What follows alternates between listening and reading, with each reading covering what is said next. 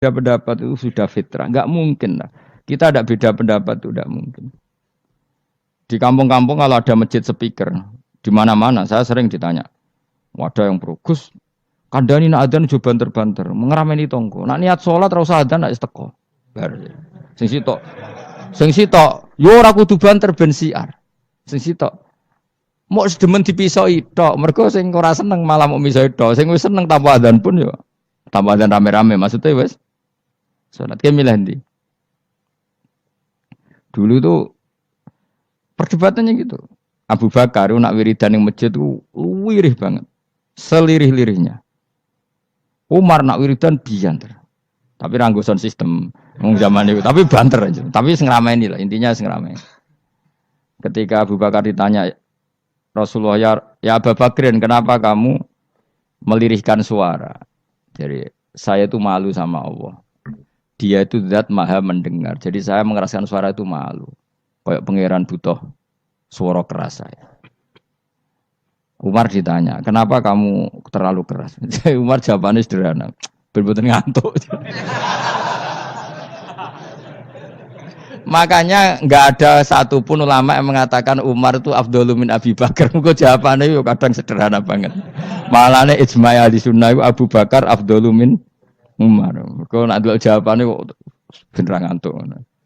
Padahal jawabannya Abu Bakar. Kalau nu izin kalian pangeran yang maha pendengar kok banter-banter.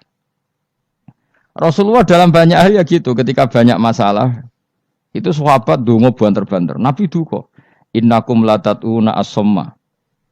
Kamu tidak berdoa sama zat sing budek.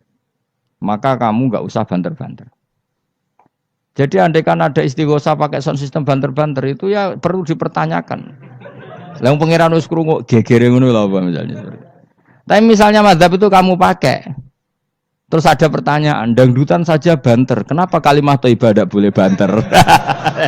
Masalah mana? Ya asal isi dunia itu masalah. Kemilan dia. Ini cerita saja. Kalau manusia itu istighosah jaluk tulung sapa? Pangeran kan? Pangeran sudah dengar tanpa sound system apa enggak? Kenapa banter-banter? Nah, tapi kalau tadi dibalik dangdutan saja banter-banter. Kenapa kalimat thayyibah tidak boleh banter-banter?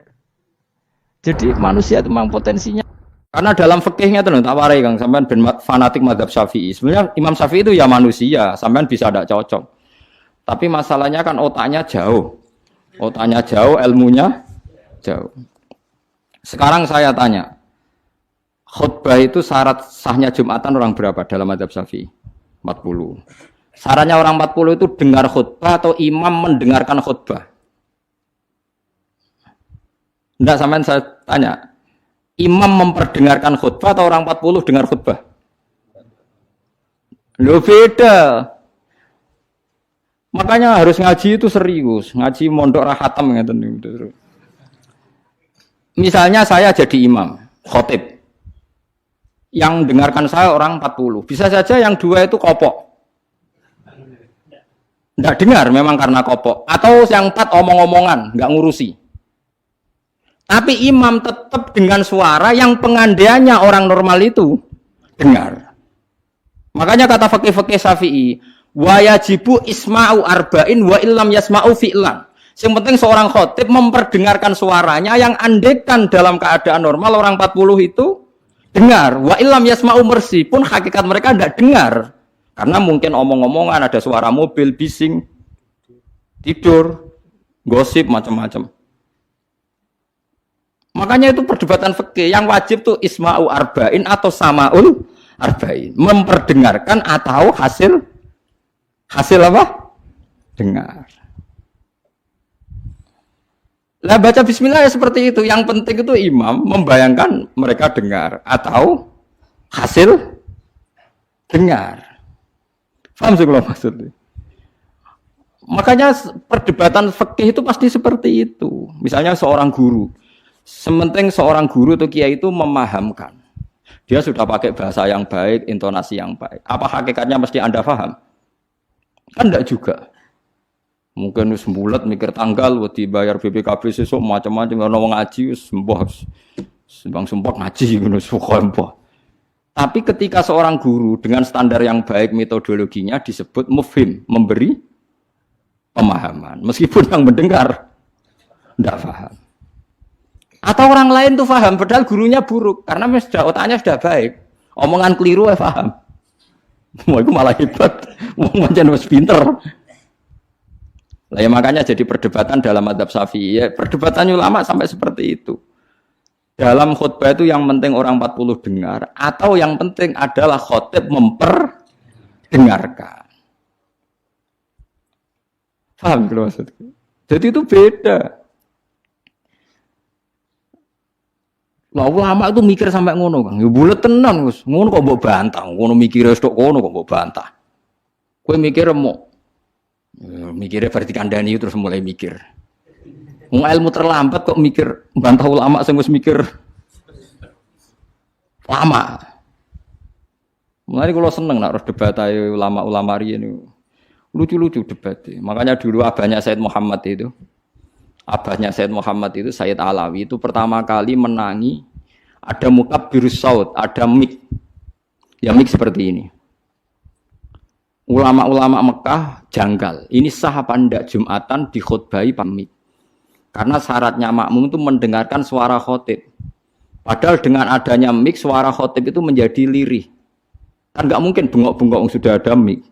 Berarti yang didengarkan mereka itu suaranya mic, suaranya speaker, bukan suara khotib. Andai kan tanpa mic kan nggak terdengar. Mulai kontroversi, sah apa ndak sah? Terus Said Alawi, abahnya Said Muhammad bilang, kalau orang nggak bisa melihat kecuali pakai kacamata, itu akad baiknya sah apa enggak? Karena kalau sah, berarti dia yang lihat itu tidak dia, tapi pakai kacamata. Wong kalau kacamata yang dicopot, dia bisa melihat. Oh ya enggak sah. Berarti enak dia jadi orang yang nggak pernah maksiat. Karena melihat perempuan di mana-mana juga dianggap tidak melihat. Mulane ana santri beling nang delok wong wedok jare delok kokoco. Perkarane gak delok wong wedok tapi delok gambare wong wedok. Berarti wong kacamataan ora tau maksiat. Tapi cara kula luwih maksiat meneh karena dia kalau marung itu jual belinya enggak sah terus. Berarti makan barang haram terus. Iya tuh. Kalau orang pakai kacamata melihat perempuan enggak dosa, berarti kalau dia jual beli juga enggak sah. Berarti kalau makan haram, jual belinya enggak sah. Terus semenjak itu ulama-ulama Wahabi mulai mentoleransi, ya sudah gitu aja kok repot, sudah anggap nopo sah. Pakai kacamata gitu nopo sah. Dulu awal-awal ada teknologi itu ada perdebatan seperti itu. Mau terus ada perdebatan lagi. Sekarang kesunatan jawab azan apa jawab suara muadzin? Loh, siapa? Mulai bingung tuh sampai lagi orang tahu ngaji. Kalau suara muadzin sekarang ada masjid modern terutama kalau Ramadan. Mergo bilale ya ape mangan disetel wae radio. Kalau muadzine Kang radio disetel azan niku sunatan jawab to ora? Wong gak ono muadzine. Mau rekaman azan. Lha ora tau mikir to, Ben. Ya ono kiai kados teng daerah sarang biasa, wonten azan teng masjid napa-napa. Sing radiusnya kan 1 kilo. Ngaji diterusno. Alasannya ini tidak suara muadzin, andai kan tidak pakai speaker kita tidak dengar. Ya dianggapnya tidak dengar, tenang aja macam. Karena sekarang tuh repot kan. Tapi kalau melihat azan tuh kalimat yang sakral, mendengar kalimat sakral, misalnya, aman saya tanya, kesunatannya itu mendengarkan bacaan Quran atau mendengarkan pembaca Quran?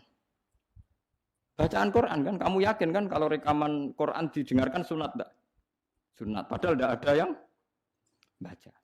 Karena yang sunat memang mendengarkan bacaan Quran, bukan pembaca, bukan mendengar pembaca Quran.